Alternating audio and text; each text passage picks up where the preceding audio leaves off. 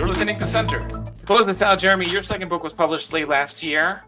It's hitting audiobook virtual shelves this week. Too Good to Fact Check, a memoir where you spend each chapter recounting adventures crisscrossing the globe with celebrities for CBS Watch magazine for what can only be described as extravagant photo shoots. Well, yeah. So the book is about my decade running a magazine called CBS Watch magazine, which was custom published magazine, and it was kind of Vanity Fair for TV viewers. Because a lot of the magazines at that point ignored TV. TV was like the second, it was the ugly medium. It was, the real stars were on film, and gradually, like shows like Mad Men, water cooler shows started taking that luster away from movies. And so I was at CBS Television, and we were very fortunate. We had CSI, Two and a Half Men. We had the top shows on television. And so we created this magazine that took those actors from your favorite shows and we brought them to exotic destinations,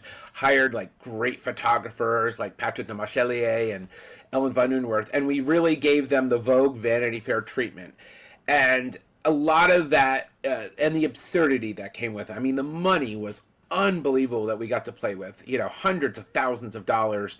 Not as, extravagant as Condé Nast with Vanity Fair and Vogue, but we got up there. And there's great story in that, and there's a lot of humor in that. And, it really captured the glory days of glossy magazines when they really set the culture.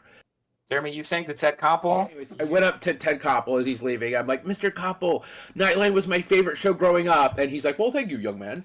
And I'm like, and your theme song. I love the theme song. And he's looking at me like, what? And I'm like, can I sing it to you? And he goes, I hope you don't. And I go, do, do, do, do, do, do, do, do, do, do. And he summoned security. So that's just one of it. And then I was at another lounge, and Mary J. Blige was there, and she was sitting across from us. And again, I had a little too much to drink, and I said, Mary J., no more pain, no more drama. And she Whitneyed me. She looked at me, she goes, and I'm like, I'm sorry, Mary J. Blige.